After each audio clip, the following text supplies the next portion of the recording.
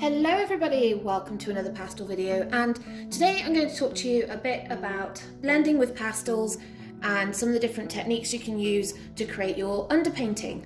Now, as you normally see, I normally lay a pastel down and then use water, but sometimes if I want a slightly more vibrant colour, I can use alcohol, and there is a difference between alcohol and water, which you'll see when it dries. Then there's also your traditional fingers, and also on top of that using other materials to blend for you. Now I've got two pieces of paper down. We've got this one, which is our Art Spectrum Colour Fix. This is a sanded paper, and this is a standard Canson Me-Tense non-sanded paper. This is a wonderful cheap alternative. It's got an almost like egg crate style textured pattern on it. It's really lovely. It doesn't take a lot of layers, but is really good for those that want to be able to get into pastel and want to really have a good play. So what we're going to do is I'm going to take a nice pastel. What shall we use that's going to be visible on both of these? It's always the fun. Let's pick a pastel. Okay, so we've got a kind of peachy orange colour. I've already got it all over my fingers, so this is what we're going to use. I'm just going to apply a little bit of this to each of the pastel paper, and then we'll blend down. So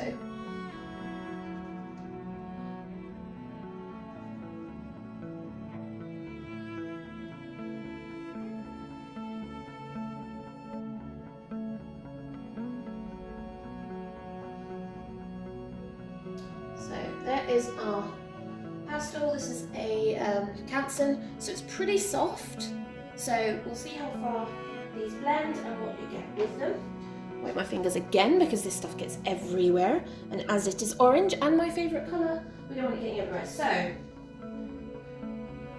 first thing we're going to try is just water. This is just it's nearly Casco, but I use this because it's got a screw lid, and it's perfect for just water. So this is just plain clear water, just tap water from my tap.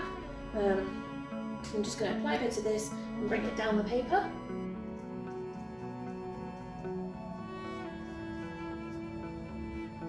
Not too much water in there.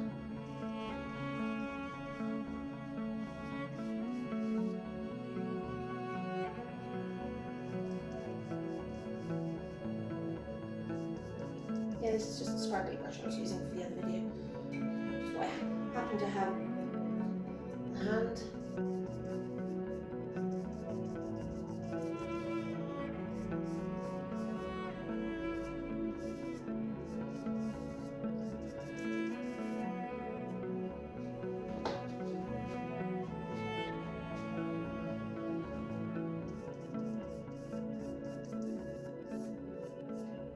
So you can kind of see where that goes. I'm going to do the same again with the Me-Tense paper.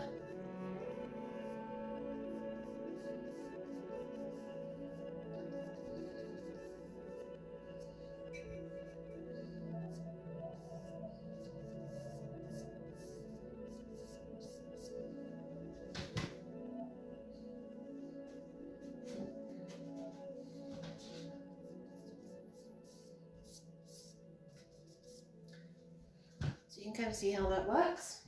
Clean this and dry it.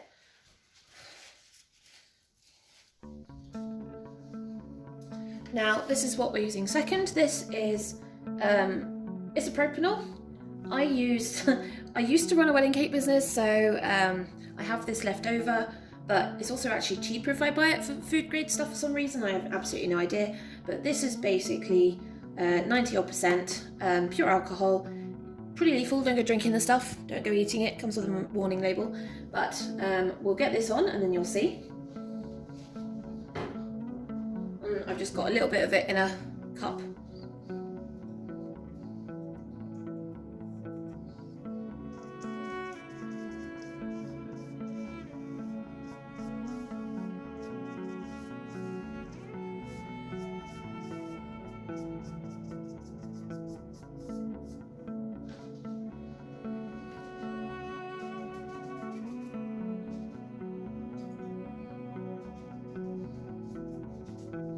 Definitely how to make yourself lightheaded if you want to do this. You do the same with the Me-Tense.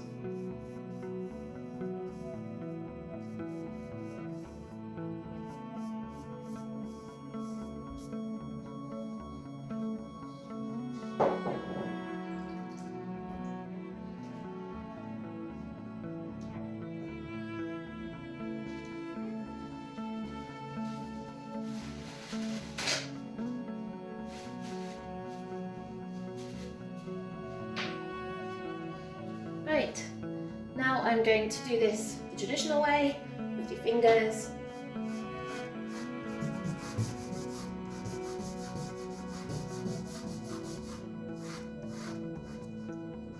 Obviously, if you value your fingertips, you may want to wear gloves, but I'm pretty used to it, so it makes no difference to me.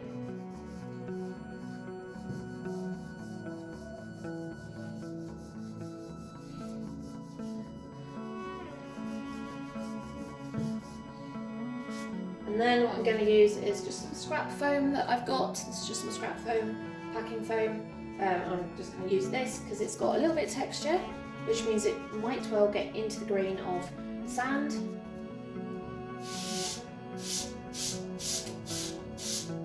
Which it does. The same again with the tents. I'm just going to turn it round so we've got the other end.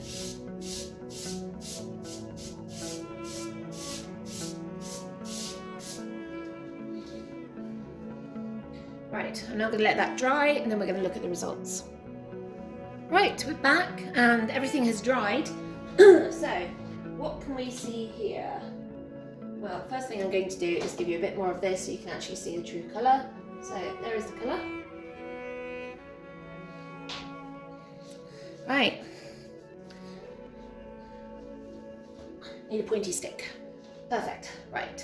So, water.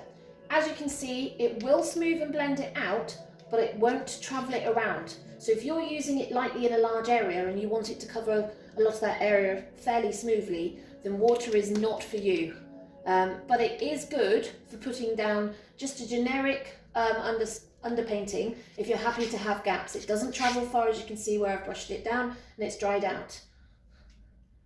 Alcohol. Isopropanol. You can see that it has picked up the pigment and it has travelled it pretty much the entire length of where I've taken it. It's very good at picking up and mingling with breaking down the pigment and travelling it around. So if you want to smooth the painting, where you want to keep the boldness, I mean look at the difference in darkness between this one and this one, you can see that you've kept the colour as well as being able to take it around. Obviously, classic fingers. If you want to save your skin, I don't recommend that this is the technique for you, but it is a nice way to be able to get it around, especially on sanded paper.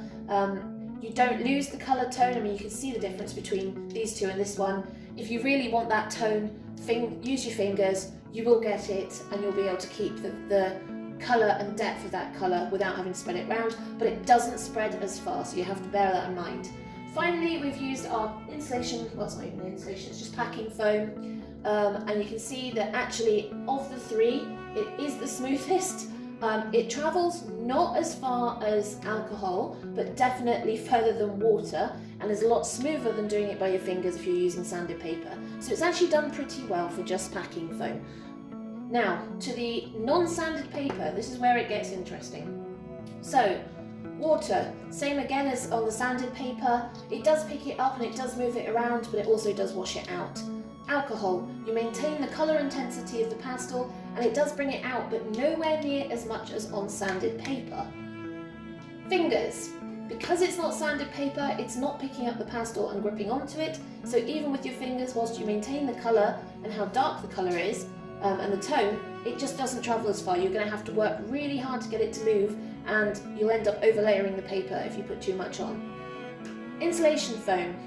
Again, a good way of moving it round and smoothing it out, but not as smooth as the alcohol. And that's because the paper just, it is textured and you can't get it into the grain of that texture. Whereas if you're using a fluid of some kind, it will get it into the grain of the texture better.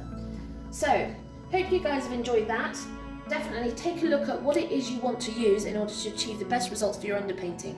The better your underpainting, the better your overall actual painting will end up being. Obviously, I am just waving this pencil around. This is a Conti pastel pencil.